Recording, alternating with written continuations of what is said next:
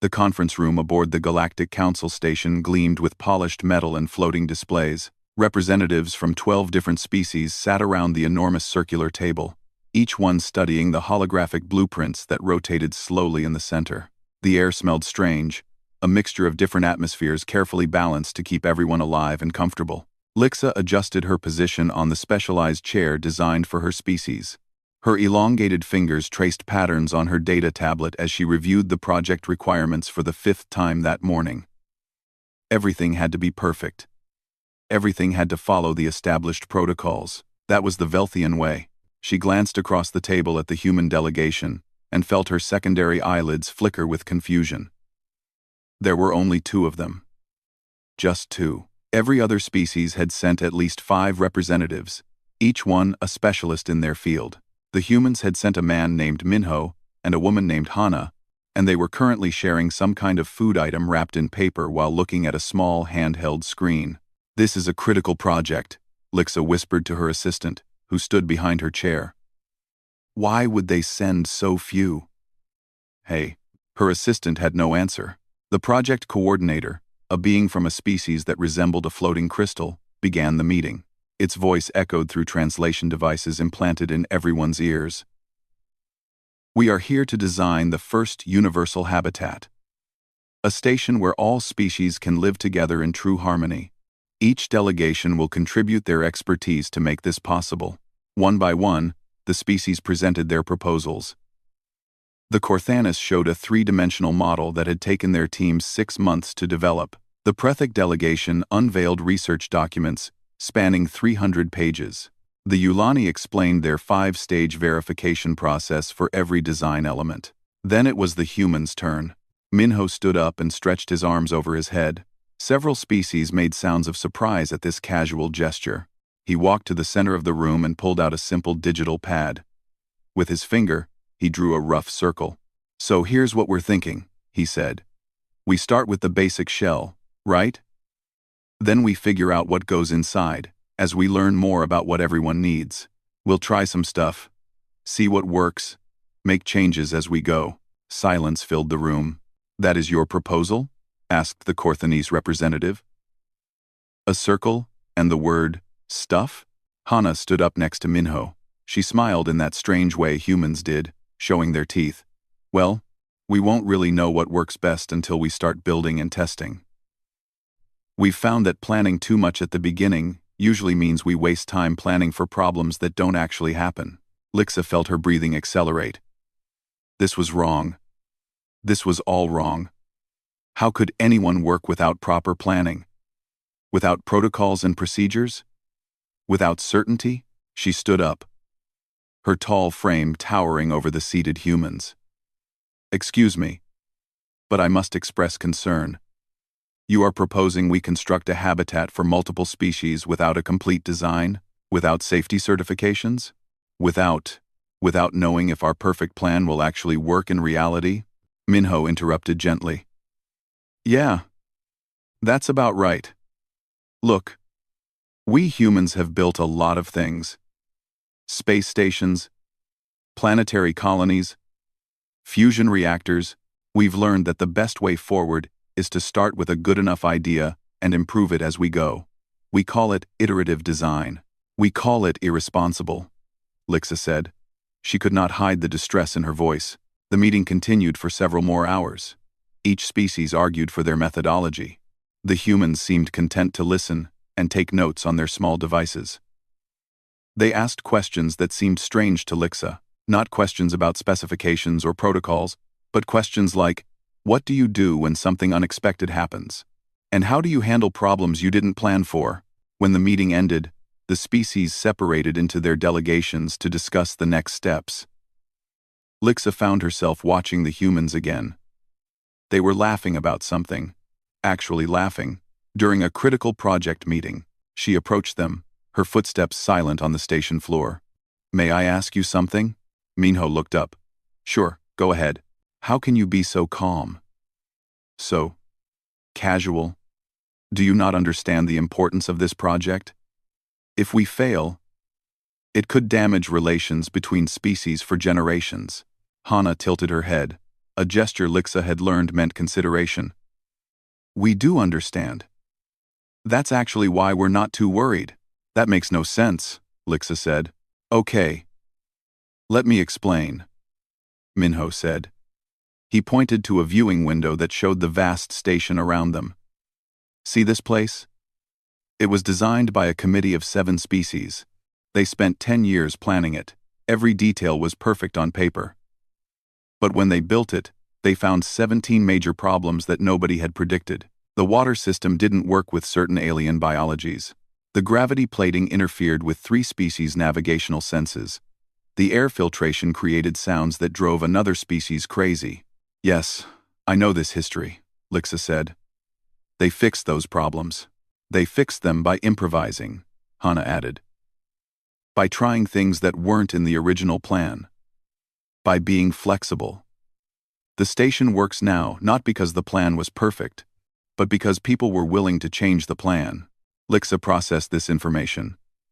It conflicted with everything she had been taught. But you must follow some kind of structure. Some methodology. We do, Minho said. Our methodology is to try things, learn from what happens, and adjust. We make small tests before big commitments. We expect to be wrong sometimes, and that's okay because being wrong teaches us something. Being wrong is acceptable to you? Lixa's voice rose with disbelief. Being wrong is necessary, Hana said. It's how we learn fastest.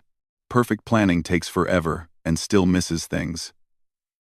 Imperfect action followed by correction gets us to the right answer faster. Lixa stood there for a long moment. Her mind felt stretched in uncomfortable directions. Everything these humans said contradicted her training. Yet they had survived. They had thrived. They had built things and reached the stars just like every other species. I will be watching your work, she finally said. To understand this philosophy of yours, you're welcome to join us anytime, Minho said with another tooth-showing smile. Fair warning, though. We're probably going to break a lot of things while we figure stuff out. As Lixa walked back to her quarters that night, she could not stop thinking about the humans. They were either brilliant or foolish. Perhaps they were both. She decided she would observe them carefully during this project. She needed to understand how such chaos could possibly lead to success. Her species had perfected the art of planning over thousands of years. The humans seemed to have perfected the art of not planning. Tomorrow, she would begin documenting their methods. Perhaps there was something to learn here, though she doubted it would change her mind about the superiority of proper protocols and procedures. But deep in her mind, a small seed of curiosity had been planted. What if the humans were right? What if there was value in their madness? She dismissed the thought and went to sleep. But her dreams were troubled with images of circles drawn by fingers and the sound of human laughter during serious meetings. The alarm started softly at first, a gentle pulsing sound that gradually grew louder. Lixa was in the observation deck, reviewing her notes about human behavior patterns, when the emergency lights began flashing yellow. The station's artificial voice spoke calmly through the speakers. Attention all personnel. Water recycling system malfunction in Sector 7. Technical teams report to emergency stations. Repair crews en route. Estimated arrival time, 48 hours. Lixa felt her heart sink. 48 hours. Her species could survive that long without fresh water. But barely. Some of the other species aboard would suffer greatly. The small delegation of Aquanus beings would be in serious danger. She rushed to the central hub where the other species representatives were gathering. Everyone looked worried. The station coordinator was already organizing the response according to protocol. We must begin emergency water rationing immediately, the coordinator announced. All delegations will submit formal supply requests through proper channels. Engineering teams will assess the damage and develop a comprehensive repair plan. We follow standard emergency procedures. Stay calm. Help is coming. Lixa nodded. This was proper. This was correct. Emergency protocols existed for exactly this reason. Then she saw Minho and another human running past the group. The human with Minho was wearing a maintenance uniform. They were carrying tools and heading toward Sector 7. Wait, the coordinator called after them. That area is restricted until the assessment team arrives. You must follow protocol. We'll be careful, Minho shouted back without stopping. Lixa made a decision she did not fully understand. She followed them. By the time she caught up, the two humans were already inside the damaged water recycling room. Water dripped from several pipes. Strange smells filled the air. The main processing unit was making grinding noises that suggested serious internal damage. This is Jiho, Minho said, noticing Lixa at the door. He keeps things running around here. Jiho. This is Lixa. She's studying us. Jiho looked up from where he was examining a pipe connection. He was younger than Minho, with grease already on his hands and face. Studying humans? Good luck with that. We don't even understand ourselves most days. What are you doing? Lixa asked. The repair team will not arrive for 2 days. You should wait for them. 2 days is too long, Minho said. He was pulling panels off the processing unit. The Aquinas delegation needs water every 8 hours, or they start getting really sick. We need to fix this now, but you do not have the proper equipment. You have not run diagnostics. You have not submitted a repair plan for approval. Jiho laughed while disconnecting another pipe. Yeah, we're going to skip all that and just fix it instead. Lixa watched as the two humans worked. They did not follow any logical sequence. Minho would test something, make a sound with his mouth, then try something completely different. Jiho removed components that seemed unrelated to the water system. The main processor is fried, Jiho announced after several minutes. We need a replacement. But the nearest spare is probably weeks away. Jiho announced her. Okay, so we don't replace it, Minho said. We work around it. How do you work around the main processor? That makes no sense. Sure it does. The processor controls filtration and temperature and biological treatment. Right? What if we separate those functions? Use different systems for each thing? Lixa could not stay quiet. That would require equipment you do not have. Equipment that does not exist on this station. Both humans looked at her. Then they smiled those toothy smiles. Equipment that doesn't exist yet, Minho corrected. What followed was the most chaotic hour Lixa had ever witnessed. The humans ran around the station, pulling components from other systems. Jiho took apart a beverage dispenser in the common area. Minho removed some kind of heating element from an unused storage room.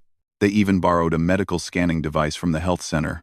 You cannot combine these things, Lixa protested. They are not designed to work together. They serve completely different functions. Everything serves the same function, Jiho said while connecting wires. They all manipulate matter and energy. We just need to manipulate the right matter in the right way. They welded pieces together that should not fit. They reprogrammed systems designed for other purposes. They tested each component individually, failed, adjusted, and tried again. Half their attempts did not work, but they learned something from each failure. Lixa documented everything on her tablet, though she was certain none of this would actually succeed. After 2 hours, water began flowing through their improvised system. After 3 hours, the water tested clean for all species requirements. After 4 hours, the temperature regulation stabilized. It worked. It actually worked. The station coordinator arrived with the official assessment team just as the humans were finishing. The coordinator looked at the bizarre collection of jury-rigged components and made a sound that the translator could not interpret. What have you done? The coordinator asked. Fix the water system, Minho said, wiping sweat from his face. Should hold until your proper repair team gets here. Might even work better than the original, actually. We improved the efficiency by about 12%. This violates 17 safety protocols, the coordinator said. Yeah. Probably, Jiho agreed. But everyone gets clean water now instead of in 2 days. We did test it thoroughly, though. It's safe. We first. The assessment team spent the next hour examining the human solution. Lixa watched their faces shift from skepticism to confusion to reluctant admiration. The system was crude, but it worked. More than worked. It performed better than the original design in several ways. Later that evening, Lixa found Minho in the observation deck. She had spent hours analyzing what she had witnessed. "I must ask you something," she said. "How did you know that would work? How did you know which components to combine?" Minho shrugged. "We didn't know. We guessed. Then we tested our guesses. The guesses that worked, we kept. The ones that didn't, we threw away and tried something else. But guessing is not a valid methodology." "Sure it is. We call it hypothesis testing. Science is just organized guessing followed by careful checking." He looked at her with genuine curiosity. "How would your species have handled it?" Lixa thought carefully. "We would have analyzed the damage completely, created multiple repair scenarios, simulated each scenario to predict outcomes, selected the best option, submitted it for approval, gathered the proper materials, then executed the plan. How long would that take?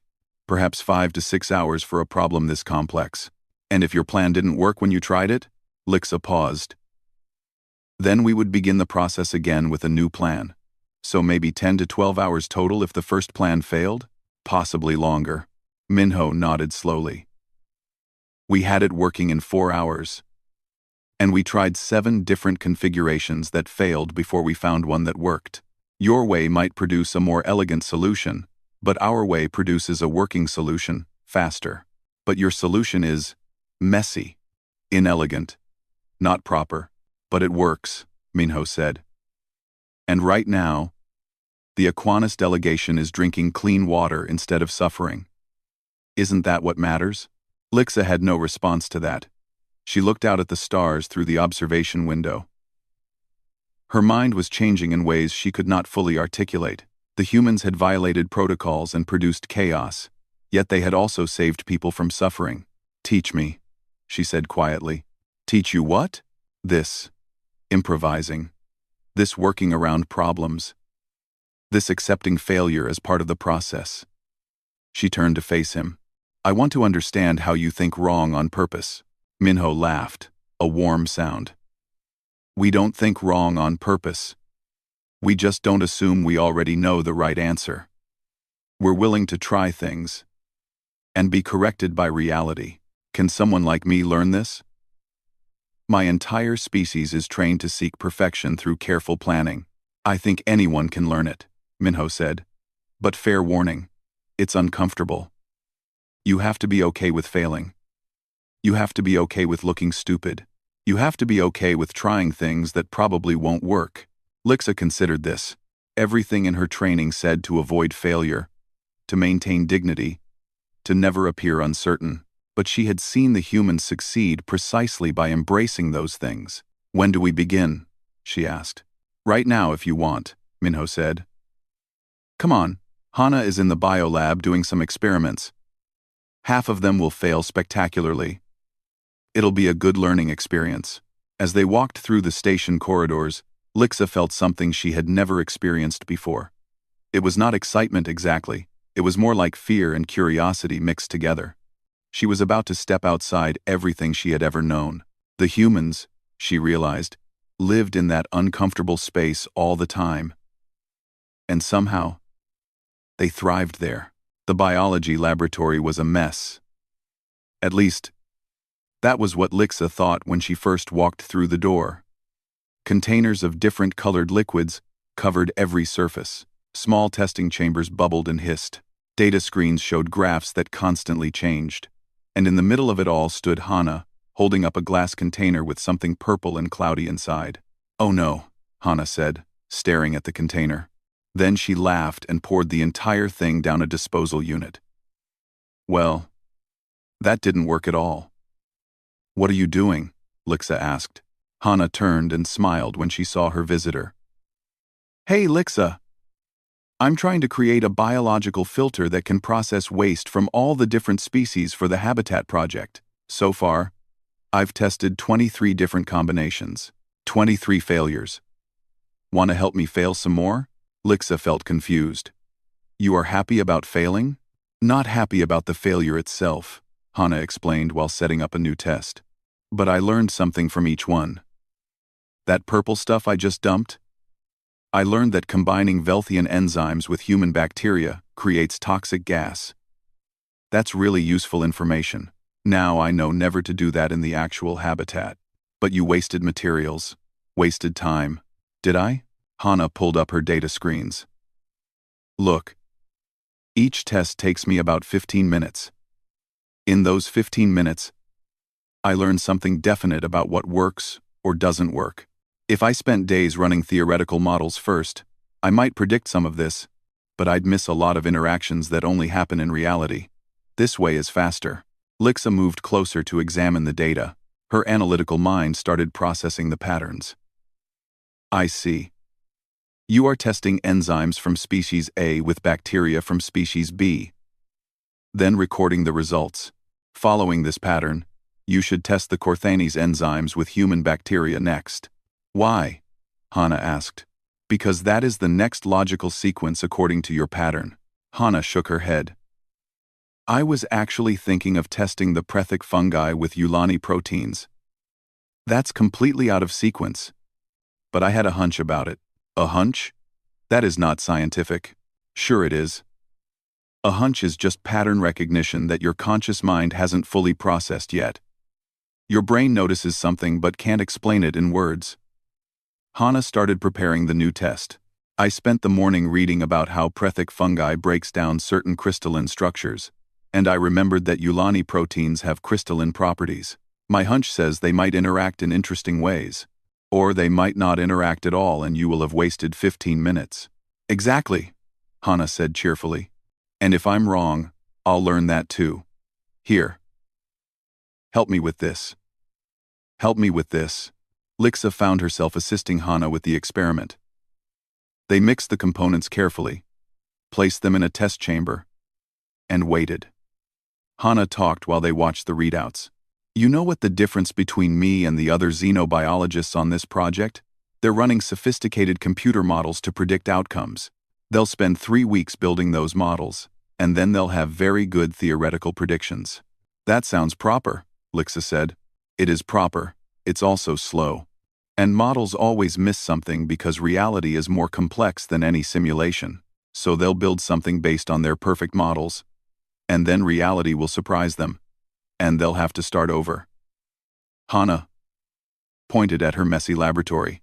I'm letting reality surprise me right now, while the cost of being wrong is low. Better to fail fast and cheap than fail slow and expensive. The test chamber suddenly began glowing. Both of them leaned closer. Oh wow, Hana whispered. Look at that reaction.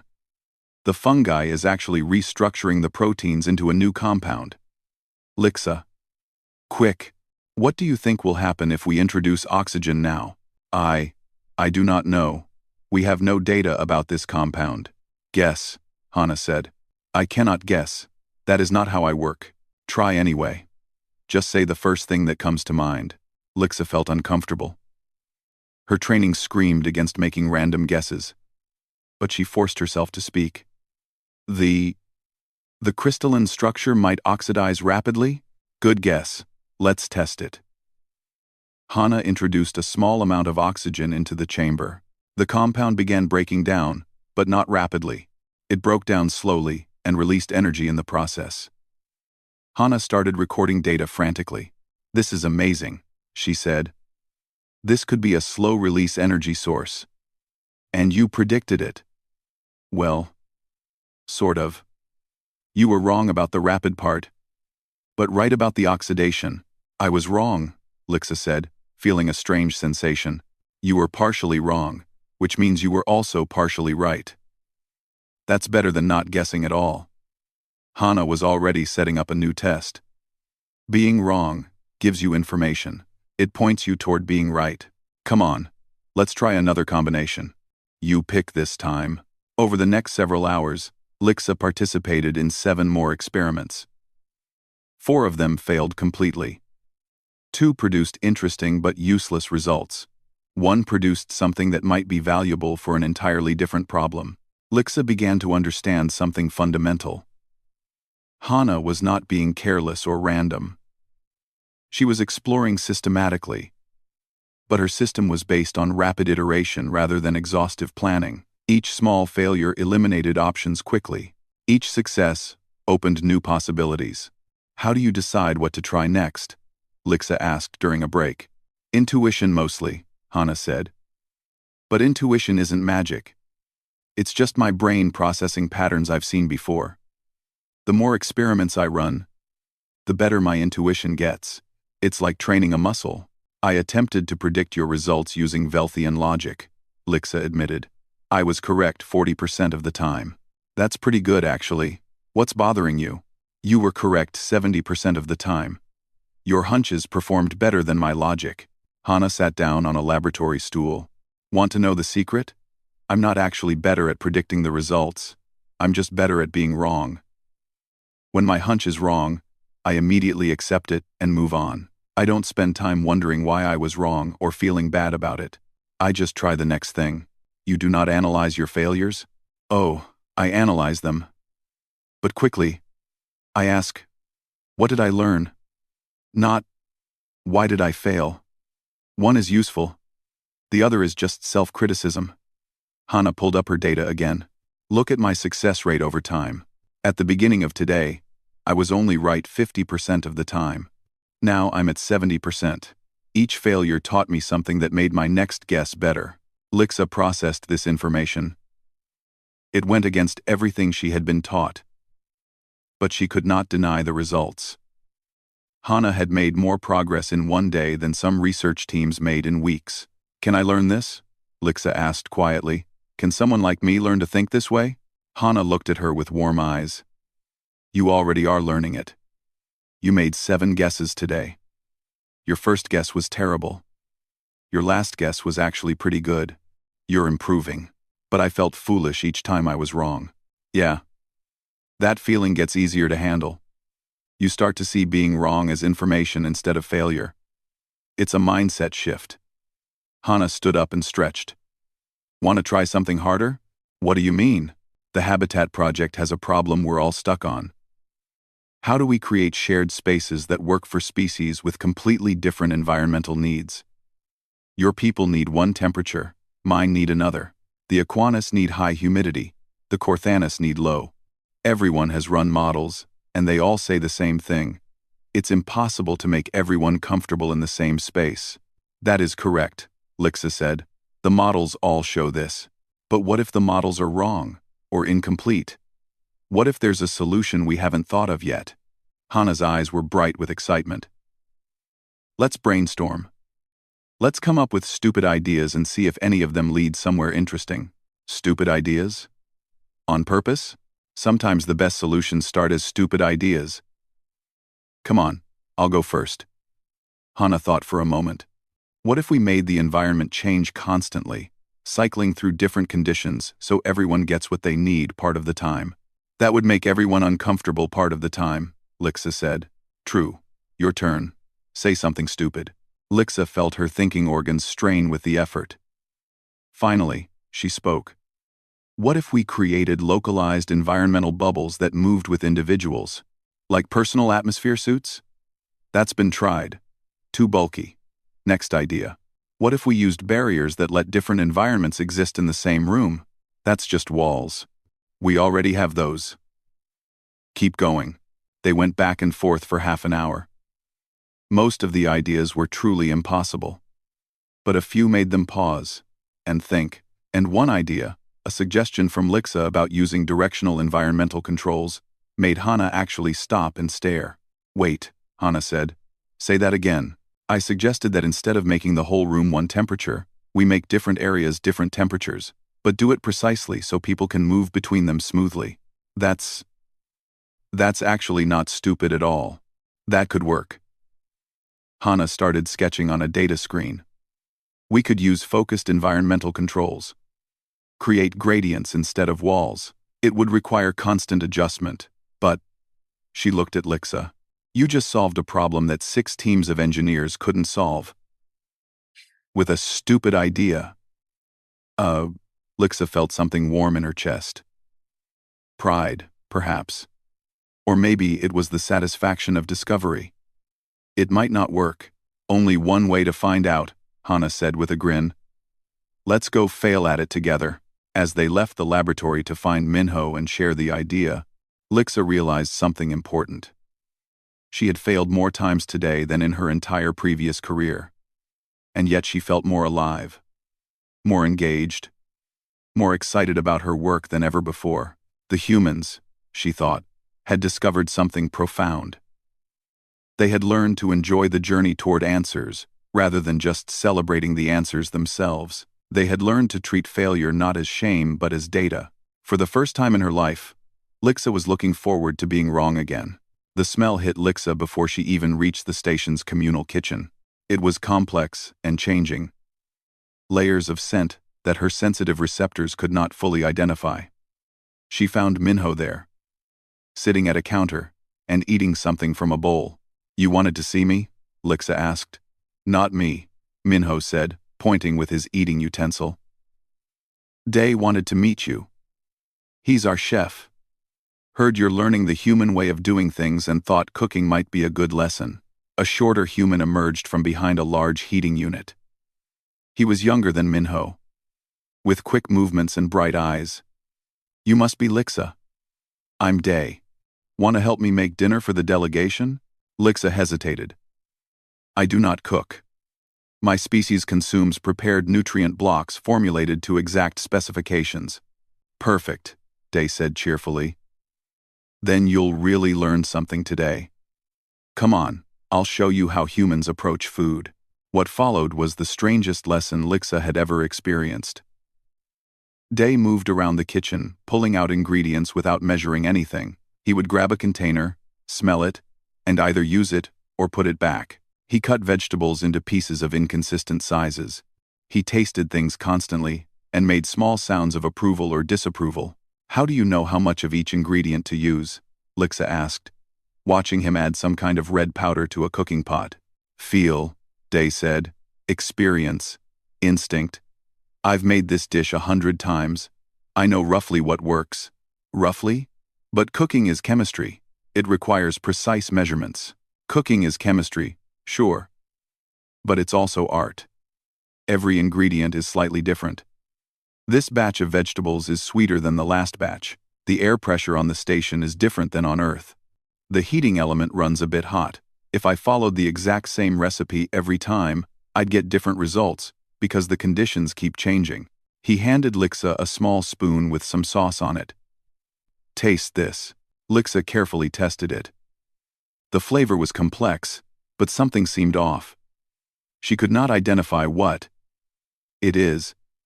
Acceptable. Acceptable is the enemy of great, Day said. What does it need? Just guess. I cannot guess about flavors. I lack the reference points. Then let's build those reference points. Try this. He handed her another spoon with a different sauce. Now this. Another spoon. And this. After tasting 5 different variations, Lixa began to understand. Each one had similar base components, but different balances. Some were sweeter. Some were more acidic. Some had deeper flavors she could not name. The first one needs more acidity, she said hesitantly. Yes, exactly. Day added a squeeze of some kind of juice to the pot. Try it now. The flavor was better. Noticeably better. How did you know that would work? Lixa asked. I didn't know for certain. I guessed based on patterns I've learned. But here's the important part. If I'd been wrong, I could have adjusted. Too much acid? Add sweetness. Too sweet? Add salt or spice. Cooking teaches you to correct as you go. Over the next hour, Day had Lixa help prepare the meal. She made mistakes. Many mistakes. She added too much salt to a soup. She cooked vegetables too long. She mixed ingredients in the wrong order. Each time, Day showed her how to fix it or adapt. This is impossible to do correctly, Lixa said after her third significant error. That's the point, Day replied while stirring a pot.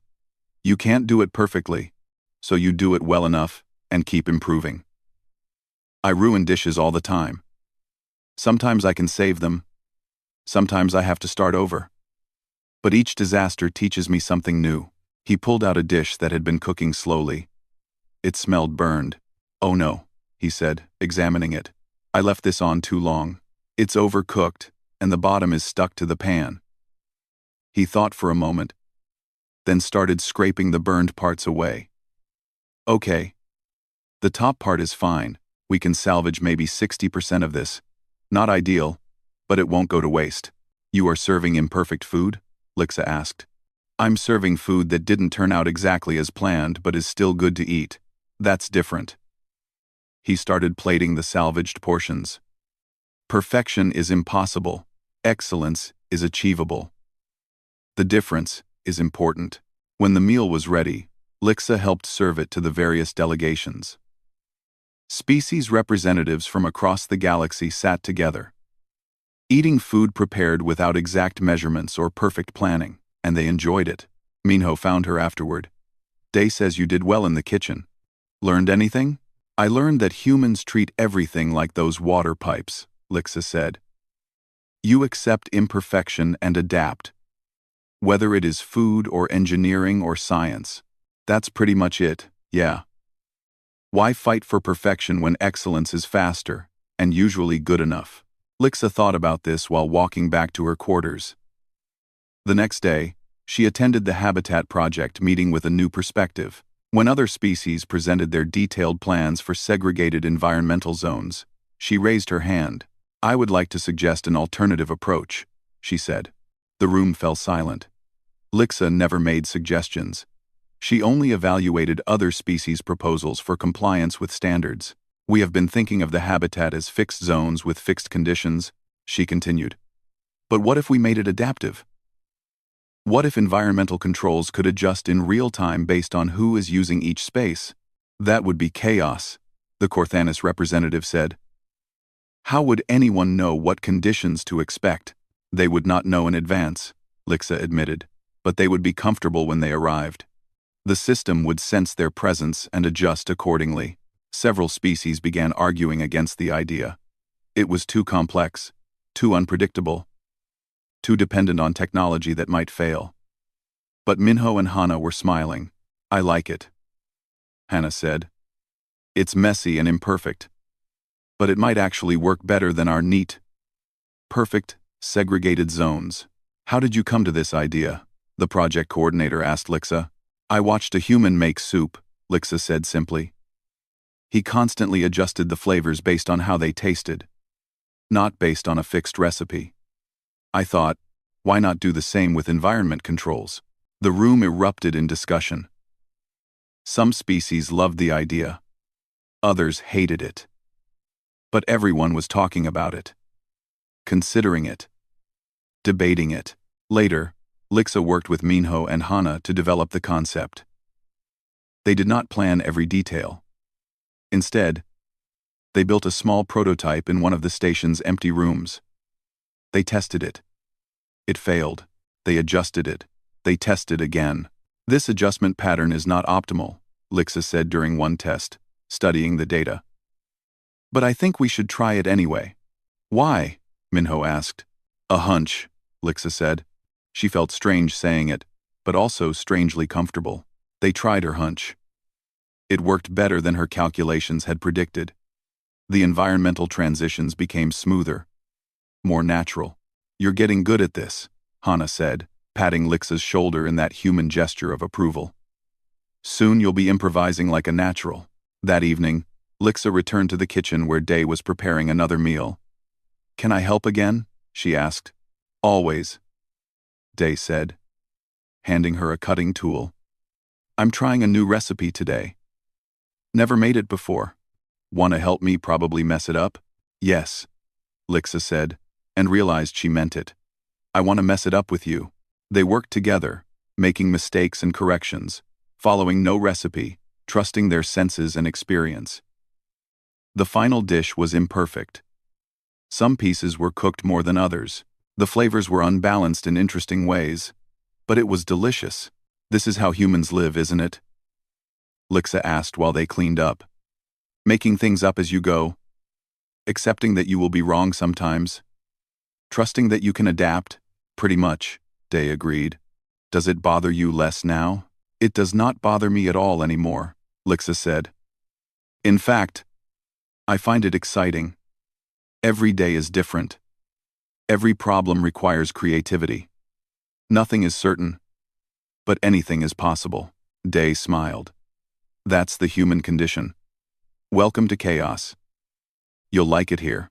As Lixa walked back through the station, she passed her reflection in a polished wall panel. She looked different somehow. Her posture was more relaxed. Her movements less rigid.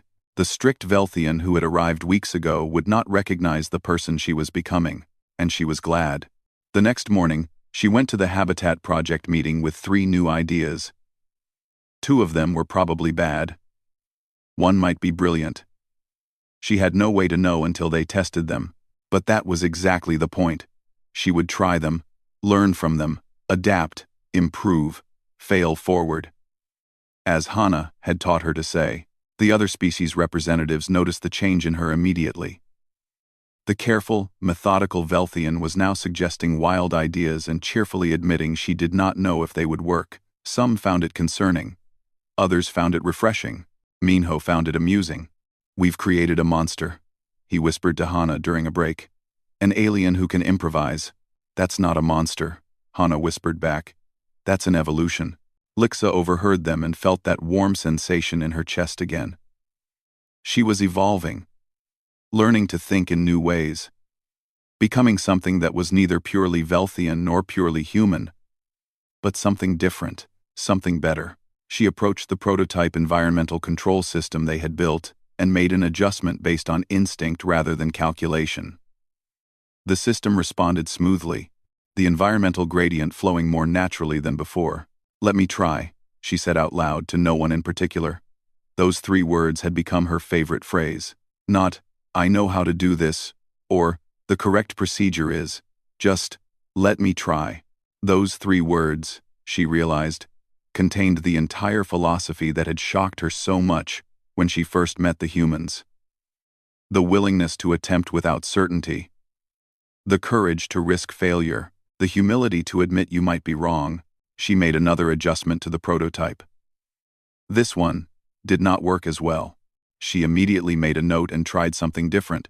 "Let me try," she said again, smiling in that human way she had learned. And she did. The grand presentation hall of the Galactic Council was filled to capacity. Representatives from 27 species had gathered to see the final habitat proposals.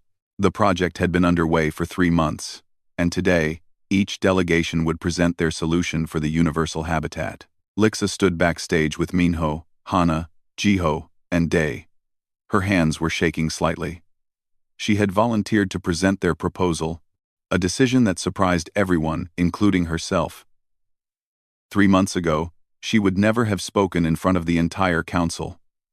She would have sent detailed documents and let others do the talking. "Nervous?" Hana asked. "Yes," Lixa admitted. "What if they reject it? What if I explain it poorly? What if it works?" Minho interrupted gently. "We tested it, Lixa. It works. The prototype has been running for 6 weeks without major problems. You've seen the data. The data shows it works," Lixa said. "But the council wants certainty. They want perfection. We are offering them adaptive chaos. We're offering them something better than perfection," Day said. "We're offering them something that can handle reality." The other delegations presented their proposals one by one. The Corthinus showed a massive station divided into separate modules. Each one, a perfect environment for a specific species. Beautiful, but isolated. The Prethic showed a layered design where species lived on different levels. Efficient, but lonely. The Yulani presented a hub and spoke system with individual pods radiating from a central core. Safe, but disconnected. Each design was technically brilliant. Each one had been planned down to the smallest detail. And each one kept species separated, living near each other but not truly together. Then it was the human delegation's turn. Lixa walked onto the stage. The lighting was bright. Hundreds of alien eyes watched her. She felt her breathing accelerate. Then she remembered Day's words from that first day in the kitchen. "Excellence is achievable. Perfection is impossible. She took a breath and began. Honored representatives, my name is Lixa of the Velthian Empire. 3 months ago, I would have presented you with a detailed plan developed over years of careful modeling. Today, I present something different. Something that was developed through testing, failing, and adapting. Something human. A murmur went through the crowd. Lixa brought up their prototype on the main display. It looked chaotic compared to the other neat designs. Multiple species moved through the same spaces. Environmental conditions shifted and flowed. Nothing was fixed. We propose an adaptive habitat, Lixa continued. Instead of separating species into perfect isolated zones, we bring them together into shared spaces that change to meet their needs in real time. Impossible, someone called out from the audience. The environmental requirements are too different. You cannot satisfy everyone simultaneously. You are correct, Lixa said. We cannot satisfy everyone simultaneously. But we can satisfy whoever is present at any given moment. Watch. She played a recording from their prototype. A Velthian entered one area, and the temperature dropped to their preferred range. A human entered from another direction, and the temperature in their zone rose slightly. Where the two zones met, there was a comfortable gradient that both species could tolerate. An Aquinas being approached, and humidity increased in a bubble around them. The environmental controls flowed and adapted like water finding its path. This requires enormous computational power, the Corthanes representative said, and constant monitoring. It is complex and unpredictable. The Corthanes representative 7D well. The Corthanes representative setting. I make said. Unpredictable. Yes, Lixa agreed. It is both of those things. It is also alive in a way that fixed environments are not. The habitat learns from its inhabitants. It adapts to patterns of use. It becomes better over time, not worse. But what about safety? Another voice called. What if the system fails? Minho stepped onto the stage beside Lixa. The system fails all the time, he said calmly. Small failures, constantly. A control doesn't respond fast enough. A sensor gives a bad reading. A calculation is slightly off. But because the system is designed to handle failure, these small problems never become big problems. It corrects itself continuously. This is too radical, the project coordinator said. We asked for certainty. You are offering uncertainty. No, Lixa said firmly. The other proposals offer the illusion of certainty. They assume that perfect planning can predict all outcomes. We offer something more honest. We acknowledge that reality is unpredictable.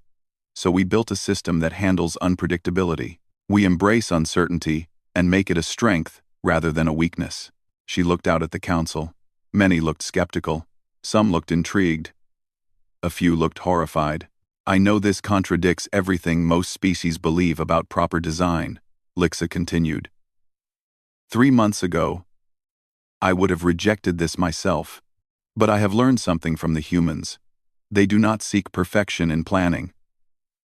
They seek excellence in adaptation. And their method works. Hana joined them on stage. We're not asking you to trust our planning. We're asking you to trust our testing. The prototype has hosted over 200 individuals from 9 different species. We have 6 weeks of continuous data showing it works. Not perfectly, but well. And it gets better every day, as the system learns. Show us the problems, someone demanded. Show us the failures. Gladly, Lixa said. She brought up a different screen showing every malfunction, every error, every unexpected outcome from 6 weeks of testing. The list was long. Here are our failures. 237 of them.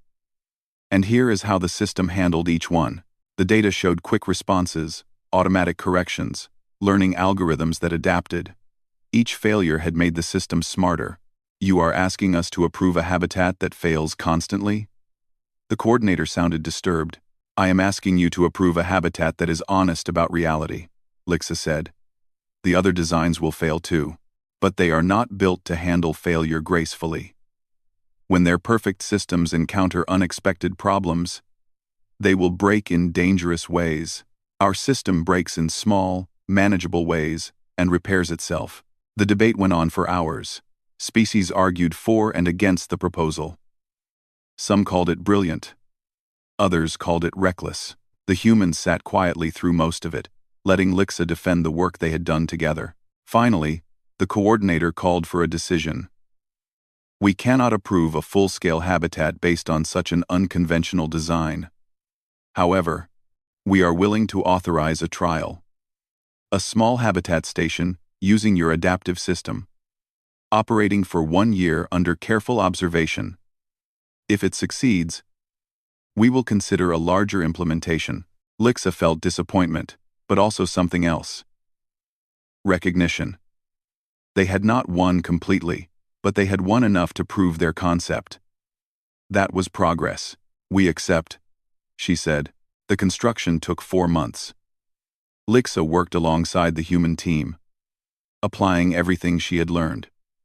When problems arose, they did not stop to develop perfect solutions. They tried things. Some worked, some did not. They adapted. The trial habitat opened with representatives from 12 species. Lixa stood at the entrance, watching the first inhabitants enter. She could see the environmental controls shifting, adapting, learning. It was beautiful in its chaos. An elderly Corthanis approached her. I must admit, I voted against your design. I thought it was reckless. Unquote. And now? Lixa asked. Now, I am here to experience it myself. If I am wrong, I want to learn why. The Corthanis showed what might have been a smile. That is a very human attitude. Is it not? It is, Lixa agreed. And it is the most valuable thing they have taught me. Over the following months, the habitat exceeded all expectations.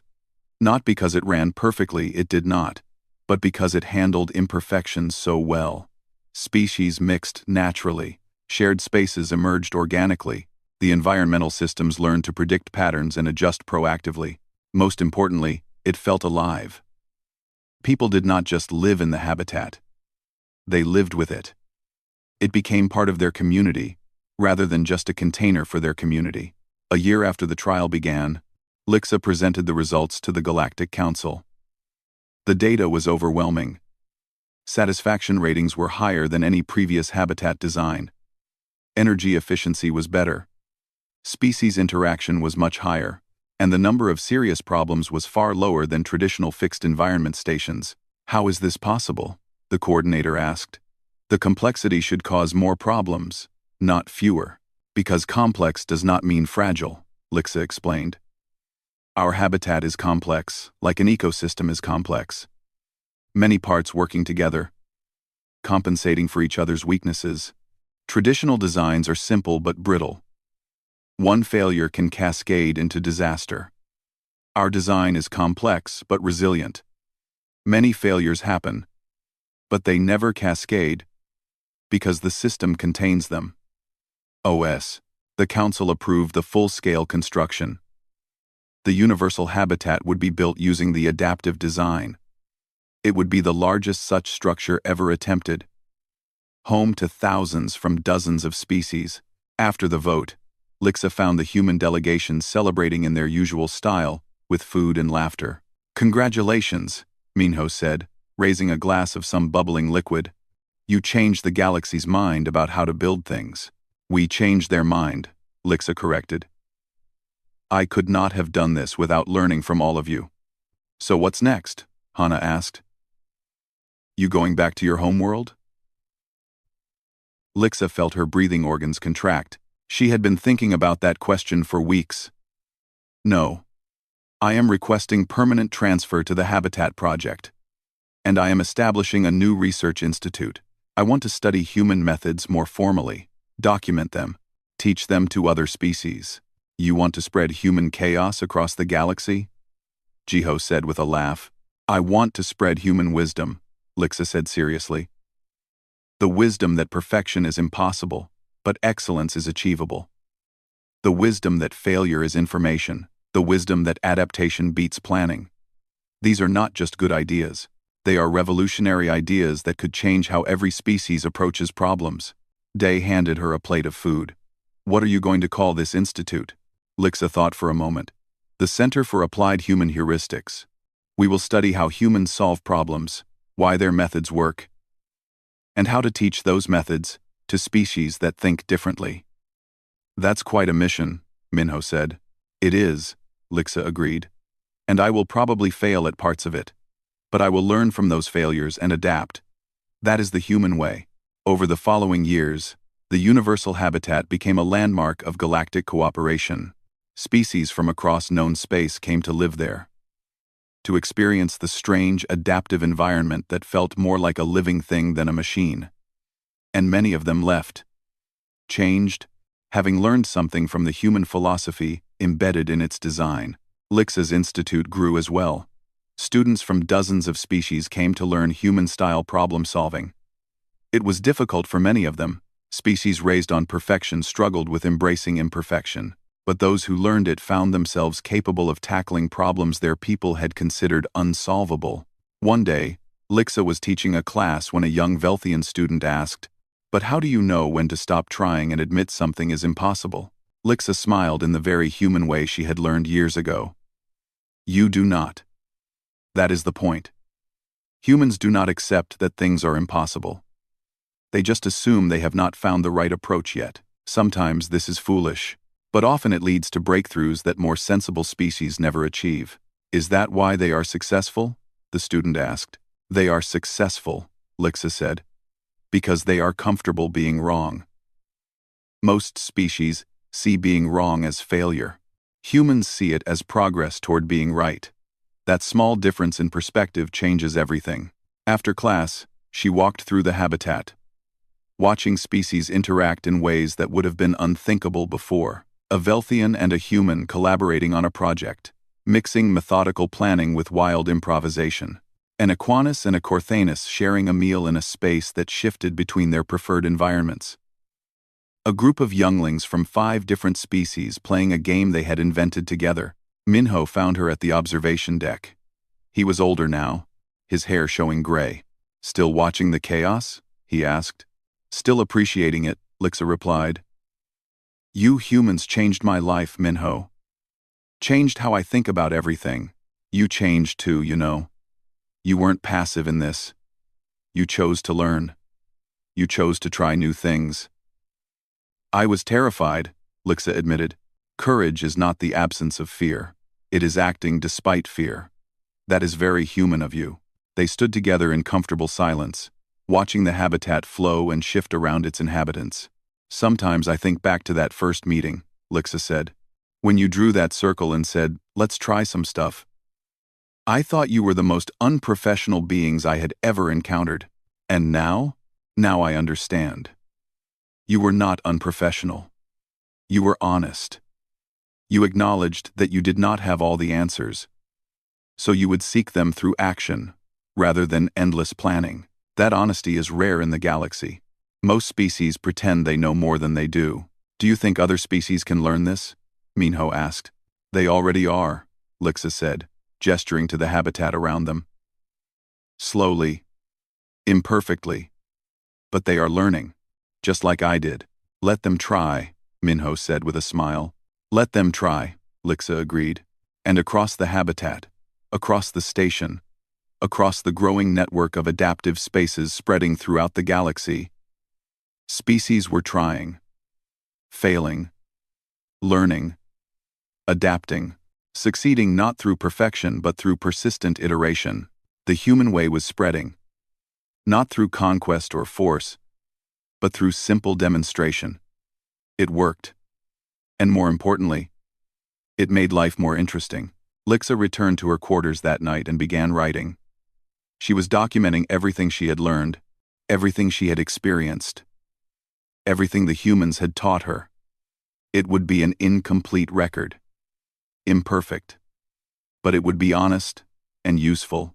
She thought back to that first day when she had been shocked by human methods. Now those methods felt natural. Now she understood that being shocked was the beginning of learning. Let me try, she wrote at the top of her document. 3 words that contained a philosophy. 3 words that had changed her life. 3 words that might change the galaxy.